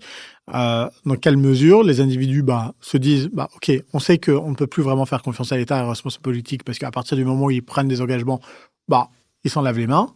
Et auquel cas, nous, avec notre pognon, alors effectivement, il faut pouvoir organiser les choses. Je pense qu'il faut avoir des personnes ou des organisations ou des mécanismes qui fassent un peu levier ou qui créent ces synergies-là. Et de se dire que, voilà, on va créer aujourd'hui un outil qui nous permettra, non pas de suppléer, mais en tout cas de prendre des décisions par nous-mêmes et de soutenir l'économie. Je pense que cet esprit de proximité, c'est probablement l'une des choses les plus importantes. On ne dira pas, si on vit en Bretagne, financer une entreprise en PACA. Donc, je ne sais pas s'il y a des choses comme ça qui s'orientent dans les solutions que vous proposez. Mais il n'en reste pas moins, et je crois que c'est extrêmement important de le rappeler, qu'on est tous à peu près maîtres de notre destin, et autant qu'on le fasse nous-mêmes, et qu'on n'utilise pas plus ou moins ou de manière raisonnée les outils comme les livrets A, LDD, assurance vie, qui sont eux-mêmes finalement régulés par ce même État. Donc, ce qui me permet de faire cette transition-là, mais tu peux rebondir, tu as évoqué la blockchain, qui est aujourd'hui, en fait, c'est plus une innovation parce que ça existe depuis des années, mais un moyen, en fait, de décentraliser la décision et d'apporter des solutions nouvelles en termes de financement, de contrats, d'un certain nombre d'autres choses que tu pourrais expliquer parce que c'est aussi un petit peu ton domaine. D'ailleurs, tu vas nous expliquer aussi pourquoi c'est ton domaine et comment tu es tombé là-dedans.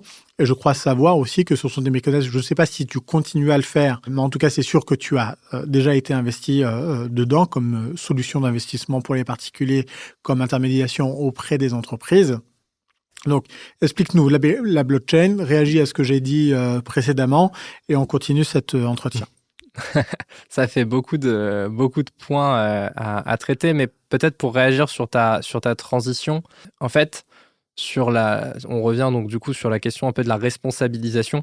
Quand tu dis, on est maître en fait de nos choix et de là où on place, ça implique deux choses en fait. La responsabilisation, ça implique à la fois de pouvoir choisir et donc du coup de pouvoir décider vers où on oriente ses placements, mais ça implique aussi que si finalement on n'a pas fait le bon choix ou on se rend compte que le choix qu'on avait fait n'était pas forcément le bon, que ce soit sur un investissement ou autre, d'être capable en fait d'assumer en partie cette responsabilité-là. Et pour moi, le sujet qu'on mentionnait de l'éducation financière, il est crucial à cet endroit-là. C'est-à-dire que en fait, il est important de donner l'ensemble des clés aux personnes pour que derrière, elles puissent être pleinement responsables si elles y vont. Évidemment, il peut y avoir toujours des situations, des cas particuliers, mais c'est important d'outiller les gens parce que sinon, on reste toujours dans un espèce d'entre-deux qui est que, en fait, dans certains cas, oui, je peux être libre d'eux, mais sans être complètement responsable de mon choix, ou l'inverse. Et donc, je pense que cette notion est quand même clé. Et ensuite, derrière, le sujet principal, ensuite, derrière, ça reste de continuer de promouvoir vraiment la diversification sur la notion financière. C'est-à-dire que moi, j'ai jamais eu de position anti-livret A ou autre. C'est hyper important pour moi de garder dans sa ventilation totale quelque chose qui va être un livret soutenu par l'État. Et même, on parlait blockchain, où il peut y avoir des maximalistes qui veulent complètement sortir de monnaie plus traditionnelle. Moi, ma vision est vraiment de dire, c'est comme toute diversification et mitigation du risque, il faut être capable d'être présent sur plusieurs supports et de ventiler. Et donc, ça, je pense que c'est un point de départ qui est hyper important. Et à peu près non négociable. Et à peu près, et à peu près non négociable. Après, encore une fois, la personne qui veut complètement me faire un all-in sur un sujet, pas de problème, mais c'est en son âme et conscience. Ma femme a fait un all-in sur moi. Voilà. Oui, c'est vrai. Non, mais parfois dans la vie, on fait des all-in sur lesquels on est obligé de s'engager pleinement. Mais c'est pas du tout, l'idée est pas du tout de freiner le moindre engagement d'ailleurs sur un sujet ou sur un autre, mais c'est de le faire, j'allais dire, en conscience. Et donc, ensuite, ça amène du coup En tout cas, c'est se renseigner, s'informer. S'agissant de n'importe quel investissement que l'on décide de Ouais, de exactement. C'est toujours s'informer, j'allais dire, voilà, s'informer au maximum. Et puis ensuite, derrière aussi, être toujours conscient en fait du ratio, ce qu'on appelle le ratio rendement-risque. C'est-à-dire, bah oui, et moi je le dis toujours, sur des boîtes qu'on va financer en amorçage, en partage de revenus, où si la boîte performe, bah, au bout de 5 ans, je peux faire x3, x4, c'est aussi qu'il y a un risque en face. Parce que la boîte est jeune et que potentiellement sur les 5 ans, l'histoire peut s'arrêter. Donc à partir du moment où on est conscient de ça, et bah derrière, voilà, on peut très facilement se dire, bon, bah voilà, ça je suis prêt à le mettre parce que je suis prêt à le perdre, etc. Mais ça peut me faire une plus-value beaucoup plus intéressante. À côté de ça, je viens mettre ici parce que voilà, c'est beaucoup plus sécurisé de mon point de vue et donc je préfère garder une partie ici. Et puis je vais mettre là pour des raisons, comme on disait, complètement extra-financières, parce que c'est un projet qui me botte, etc. et que j'ai envie de le suivre, mais je vais mettre un petit pécule de côté. Donc ouais, c'est une notion qui est mine de rien, c'est importante. Et ensuite, peut-être sur le sujet que tu mentionnais, de se dire, ok, est-ce que demain, en fait, on flèche plus vers des entreprises de proximité, qui est, je vais vouloir investir dans la boîte à côté de chez moi, et uniquement dans ma région, dans mon département.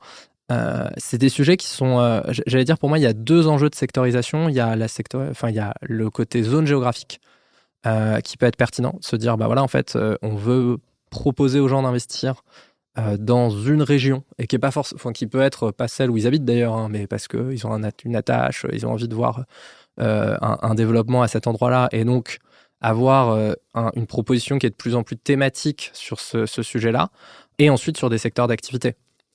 Et typiquement, on le voit, bah, y a des secteurs, voilà, qui vont attirer un public peut-être un peu différent, parce que ça va parler à des histoires personnelles. Voilà, on parlait du sujet du handicap tout à l'heure. Évidemment, bah, des projets qui vont être autour du handicap, bah, il va y avoir beaucoup de gens qui vont se sentir concernés par l'impact qu'ils peuvent avoir. Et donc, c'est aussi des offres qui sont intéressantes, d'arriver de plus en plus à cibler, j'allais dire, secteur par secteur, région par région, sans pour autant exclure. Hein. C'est-à-dire que c'est toujours ouvert, donc aucun problème si on est breton et qu'on veut investir tout son argent à Marseille, pourquoi pas. Mais qui permettent aux gens de se retrouver, de beaucoup plus facilement avoir accès à des choses dont ils peuvent se sentir proches. Ouais. Et ça joue beaucoup sur le sujet du non-coté. Ouais. Et définition de la blockchain et comment la blockchain peut participer à cette nouvelle révolution de financement du non-coté. Alors, je ne sais pas si je pourrais définir entièrement c'est dur. Toute la blockchain et son application. La blockchain, en fait, bah, pour prendre sa traduction littérale, donc c'est la chaîne de blocs, on est vraiment, et je trouve que ça redonne en fait toute sa dimension à l'outil que c'est avant tout. C'est-à-dire qu'on est vraiment sur une technologie qui, au départ, va être, au même titre qu'on va avoir un registre comptable, va être un immense registre sur laquelle chaque transaction est notée et validée. Donc, on pourrait revenir sur les méthodes de validation, proof of stake, proof of work, qui ont évolué avec le temps, qui ne sont pas la même côté Bitcoin que côté Ethereum, par exemple, pour ceux qui connaissent un peu les 2 grandes chaînes. Oui, parce que les crypto-monnaies reposent sur la blockchain. Exactement. C'est pas synonyme. C'est que les cryptos, pour exister, ont besoin d'un protocole qui est la blockchain. La blockchain, en fait, est le layer, est la couche technologique sous-jacente. Et d'ailleurs, beaucoup de projets blockchain qui n'ont aucune crypto ou aucun lien avec des cryptos, qui vont l'utiliser. On parlait tout à l'heure par exemple, d'extra-financier. On va avoir des projets qui vont l'utiliser, par exemple, pour valider, je dirais, un impact ou un crédit carbone, et qui vont dire, bah, nous, on va faire la même chose en le validant sur la blockchain. Et donc, ces projets-là n'ont pas de lien avec une quelconque crypto-monnaie. Et donc, la blockchain, au départ, en fait, je pense que l'élément important, c'est cette logique de registre décentralisé où la validation d'une transaction est communautaire, et une fois que cette transaction est validée, c'est ancré et c'est infalsifiable. C'est-à-dire qu'on ne peut pas revenir dessus.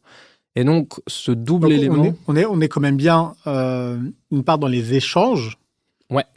Et d'autre part aussi dans la propriété, parce qu'entre deux échanges, il y a deux actifs. Alors, ça peut soit être une crypto, soit être un crédit carbone, soit être un contrat numérique quelconque.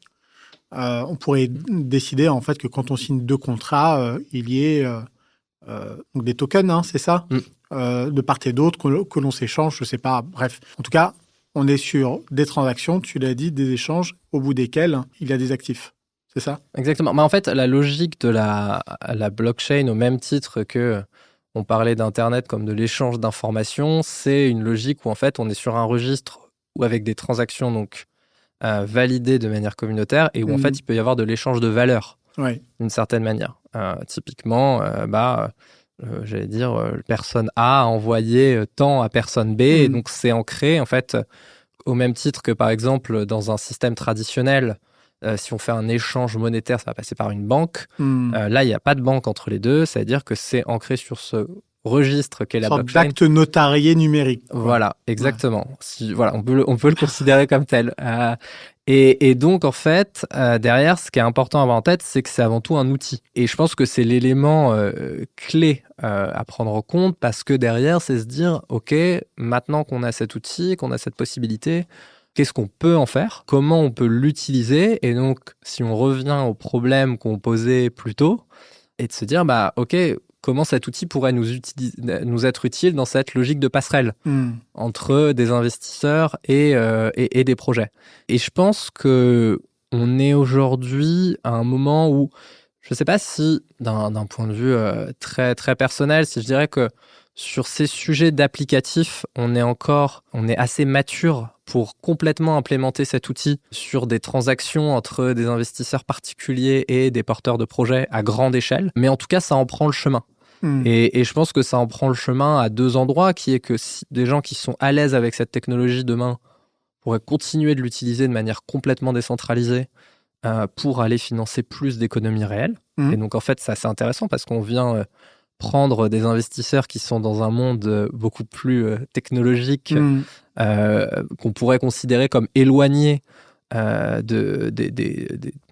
dire du concret de certaines entreprises. Et en fait, on pourrait, en allant vers leur méthode de financement, d'investissement, les ramener une partie de leurs fonds sur des sujets d'économie réelle. Et ensuite, la deuxième possibilité qui est comment on arrive en fait à l'implémenter comme un layer technologique sous-jacent de certains applicatifs et qu'en fait, j'allais dire, des investisseurs lambda, pas forcément connaisseurs de cette technologie, pourraient demain l'utiliser sans en avoir connaissance. Ouais. Alors, est-ce que la blockchain n'a pas le même écueil? J'ai ma boîte, j'ai envie de mener un projet, j'ai besoin de, je sais pas, par exemple, 1 million d'euros, et je décide de lever ces fonds grâce à la blockchain en émettant des titres, auquel cas il y a des personnes en face, effectivement, en règle générale, ça s'achète comme avec des cryptos et pas avec des euros, sauf si je me trompe. Et donc, les personnes achètent mon titre, disons un NFT, je collecte mes fonds, et puis après, moi, ça me finance, j'en suis ravi, et les personnes qui ont acheté ces NFT peuvent les échanger entre eux, en réalité, et spéculer, décorrélant au final la valeur de l'entreprise à la baisse ou à la hausse de la levée. Tu vois? Ouais, bien sûr. Qu'est-ce que tu en penses? Est-ce qu'il n'y a pas des problématiques qui existent, celles que je viens d'évoquer, et où on aurait trouvé des solutions? Est-ce qu'il n'y a pas de solution? Est-ce que ce sont des modèles qui existent déjà? Est-ce que c'est quelque chose qui a de l'avenir ou pas? C'est quoi ton opinion là-dessus? En fait, ça pose la question, pour moi, du marché secondaire. C'est vrai qu'on a parlé aujourd'hui de... Parce que moi, j'atteins mon objectif. En fait, j'ai besoin de 1 million. Ouais. J'ai échangé mes titres. Très probablement qu'il y aura des droits de vote assujettis d'ailleurs à la détention des titres après les achats, etc. En tout cas, moi, effectivement, j'ai atteint mon objectif. Et puis après, derrière, on ne sait pas. Mais sauf que on ne sait pas, c'est quand même des personnes, si il y a des droits de vote, qui détiennent des actions ou des parts de mon entreprise. Tu vois. Donc pour moi, ça a un impact quand même relativement important. Alors, dans la blockchain, il y a quand même deux éléments à distinguer qui vont être... des tokens dits de security tokens et des utility tokens. Okay. Donc security qui sont en fait des titres financiers. Typiquement, voilà, je tokenise mes parts de société pour les proposer sur un marché et qui du coup vont être soumis aux mêmes directives que n'importe quel titre financier.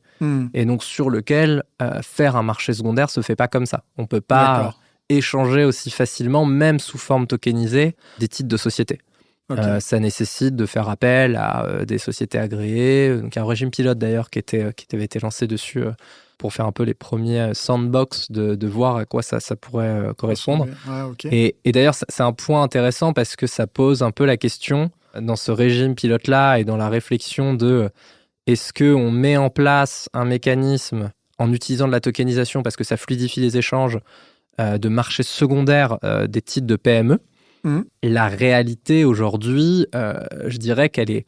Le problème n'est pas tant sur la spéculation sur le secondaire de titres de PME, plutôt que comment on génère ce marché, en fait. Moi, je pense que la vision que j'en ai, si on parle de titres de société en PME, c'est qu'on a déjà aujourd'hui tellement de besoins sur le primaire. C'est-à-dire, pour bien distinguer, émission primaire qui est en fait de l'argent qui va venir directement financer les entreprises, marché secondaire qui est en fait des titres de sociétés déjà vendus qui se rééchangent entre des investisseurs et donc qui n'est pas de l'argent qui va directement venir supporter l'entreprise. Et en fait, on le voit et on parlait du chiffre des défaillances du nombre de PME cette année, mais il y a déjà des besoins de financement qui sont tellement criants sur le primaire que, à mon sens, c'est déjà le premier problème de se dire OK, comment on réoriente vers le primaire sur ces boîtes-là. Derrière la mise en place d'un marché secondaire, c'est-à-dire que je trouve que la théorie est très intéressante parce que ça résolverait une partie du sujet de liquidité qu'on évoquait tout à l'heure. Ensuite, je pense qu'on n'est pas encore sur un marché assez mature pour que des titres de société s'échangent aussi rapidement. C'est-à-dire que si on ne trouve pas déjà les gens pour investir dans la société, ça marcherait sur certaines boîtes, en fait. C'est ça, sur lesquelles... mais finalement, voilà, on est sur des boîtes qui sont souvent pré-IPO, donc qui ont déjà une certaine maturité. Donc ouais, c'est un sujet qui est, je trouve, passionnant, et des boîtes qui se lancent un peu sur ce sujet-là, du marché secondaire, j'allais dire, des titres de PME, mais où on est encore sur un marché, je pense, qui n'est pas assez mature pour avoir un vrai recul dessus. D'accord, ok. Alors, tu disais que We Do Good a 10 ans à peu près, c'est ça ? Ouais, exactement. Ils sont nés 2013. Ok. Et à partir de quand tu t'es dit, tiens, j'ai envie ça s'est passé comment ? C'est un rachat ? C'est une fusion ? C'est une coalition ? C'est un rachat, ouais, c'est une acquisition. On a d'ailleurs une équipe opérationnelle côté We Do Good qui continue d'opérer comme c'était le cas. Et ouais, en fait, c'est né en fait d'un rapprochement qui a été initié par un des investisseurs de We Do Good que j'avais rencontré, avec qui j'échangeais assez régulièrement. Et nous, à l'époque, je dirais côté... Et qui s'appelle Charles Baldé, d'ailleurs. Et oui, t'as raison, c'est toujours plus simple de le citer. De le citer. Et qui a une super boîte pour ceux qui cherchent d'ailleurs à travailler leur département sales qui s'appelle Get a Lead. Donc n'hésitez pas à aller voir. Et ouais, en fait, avec qui on avait beaucoup échangé à l'époque, on avait commencé à faire quelques premiers financements, donc très tournés économie circulaire, sur une logique qui s'apparentait à du partage de revenus, mais qui était, j'allais dire, plutôt encore à l'état de POC sur certains financements. Donc, on avait fait des véhicules électriques, et des machines à laver en location, donc des économies de la fonctionnalité. Donc, c'était des premiers financements qu'on avait lancés. Et en fait, quand on a commencé à rencontrer We Do Good, en fait, on s'est rendu compte que ils avaient déjà en fait maturé un peu le sujet. Et nous, ce qui nous intéressait beaucoup, c'était de se dire, OK, comment fonctionnait en fait leur modèle sans avoir pour la partie techno qu'on avait plus côté érable, mais fonctionnait la base de leur modèle, qu'est-ce qu'ils avaient financé jusqu'à présent. Ils étaient très très tournés sur de l'amorçage. On voyait qu'il y avait quand même un potentiel pour aller financer d'autres typologies de boîtes, parfois un peu plus matures.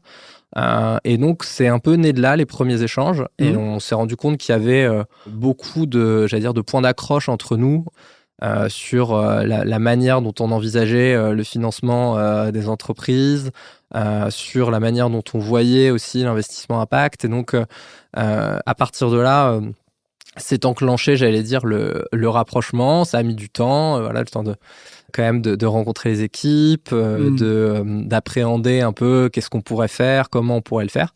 Et puis après, assez naturellement, eux arrivaient à un moment, je pense, où voilà, ça faisait 10 ans qu'ils étaient sur le projet, ils avaient une envie, je pense, de passer la main. Et donc, ça s'est fait assez naturellement au bout d'un moment. Et aujourd'hui, c'est très intéressant parce que du coup, nous, ça nous a fait beaucoup évoluer et j'allais dire même mûrir en tant que boîte. On a récupéré une équipe opérationnelle qui est assez incroyable et qui du coup est tout aussi passionnée sur le sujet. Et aujourd'hui, on arrive un peu au moment où voilà, on a eu cette première phase de transition où on a pu assurer la fusion de certaines équipes, voilà, checker les process qu'ils avaient de leur côté, et où on se reprojette un peu du coup sur la suite. Et c'est très intéressant parce qu'en fait on a toujours cette vision, je disais, de passerelle, et comment on va le faire, mais de manière encore plus amplifiée demain avec une nouvelle plateforme. Vous avez vocation à passer sous une seule et même bannière ? Alors la partie financement, oui, parce que ça simplifie beaucoup de choses. Et donc, on a vocation à centraliser quand même, j'allais dire, la partie financement startup PME côté We Do Good. Après, on garde tout de même deux activités distinctes sur les entités. D'accord. Érable va faire quoi Alors, nous, si la partie financement passe à We Do Good ? Ouais, nous aujourd'hui, on fait encore pas mal de sujets produits, conseils sur ces notions de financement, avec des plus gros acteurs sur en fait comment structurer des modèles de financement, notamment liés à des enjeux comme l'économie circulaire, le réemploi, ce genre de choses. Et on garde ensuite cet aspect innovation sur le modèle d'investissement qu'on avait commencé du coup à travailler avec Érable, et de se dire si on le poursuit, comment on le poursuit, est-ce qu'on le fait évoluer d'une manière ou d'une autre. Donc voilà un peu la répartition.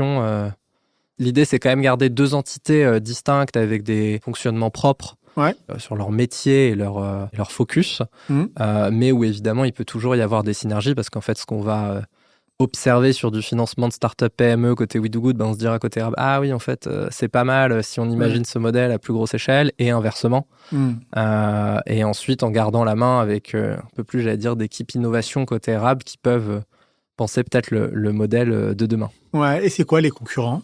Et c'est qui surtout les concurrents ? Alors les concurrents, je dirais, si on se positionne d'un point de vue financement, donc si je me positionne plutôt côté We Do Good, financement de start-up PME, aujourd'hui, ça va être l'ensemble, j'allais dire, du panel des plateformes de financement participatives, où nous, on va quand même se positionner avec un différenciant qui est cette logique du partage de revenus, et on va être un peu entre des plateformes qui vont être, on parlait de KissKissBankBank avant de commencer, mais qui vont être plutôt sur du don, des plateformes qui vont être plutôt sur du capital, des Tudigo, Lita, Naxago, qui se positionnent là-dessus, et des plateformes... juste tu peux répéter, Tubigo, Naxago, ils se positionnent sur quoi ?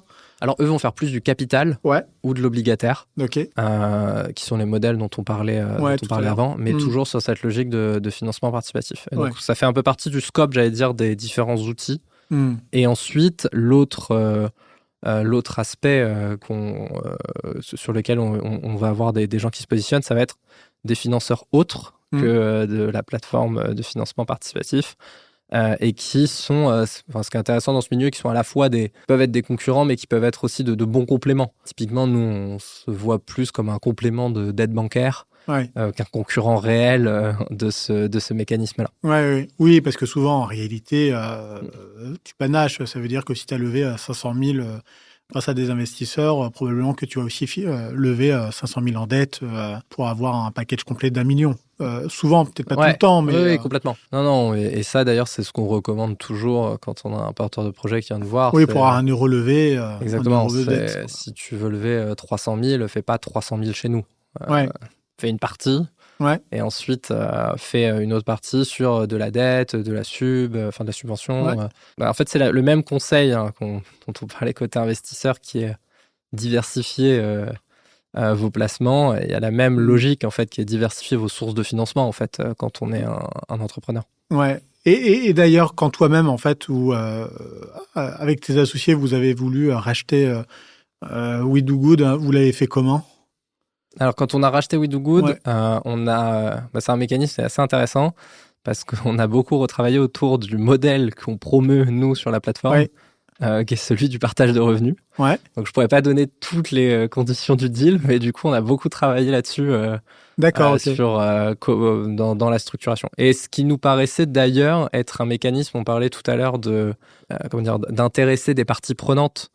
On a beaucoup mentionné les salariés, etc. Nous, ça nous paraissait être un mécanisme assez intéressant sur comment, en fait, on garde intéressé dans l'histoire d'une manière un peu différenciante une équipe historique qui forcément a une valeur pour le projet parce qu'ils ont 10 ans derrière eux, ils ont vu des choses et donc chaque idée que tu peux avoir, ce qui est intéressant d'ailleurs dans des reprises plus globalement, c'est que tu as pas de moments où tu te dis c'est génial ça, on doit vraiment être les premiers à y penser et en fait tu passes un coup de téléphone, ah oui alors on y a pensé mais pour telle raison c'est pas forcément le bon setup, donc c'est toujours pertinent de les avoir autour sur ce format-là. D'ailleurs, ce qui est assez drôle, c'est que, drôle, pas du tout, mais KissKissBankBank a été racheté par Ulule.